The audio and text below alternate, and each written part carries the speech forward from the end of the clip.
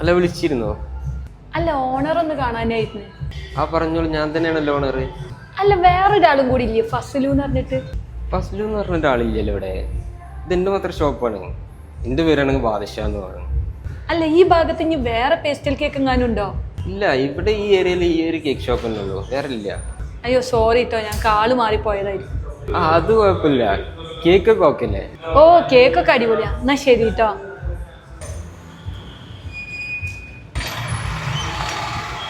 എന്തൊക്കെയാണ് ഈശോയി കേക്കണ്? ആ ഫസലൊക്കെ ഇനി ഓണറല്ലേ, നമ്മളെ പറ്റിച്ചതാവോ? അമ്മച്ചൊന്ന് വാ, നമുക്ക് കാറി കയറിയിട്ട് സംസാരിക്കാം. ഇഷ നിനക്ക് എന്താടി തോന്നണ്? ആ അങ്ങള് പറഞ്ഞൊക്കെ നുണായിരുന്നുല്ലേ?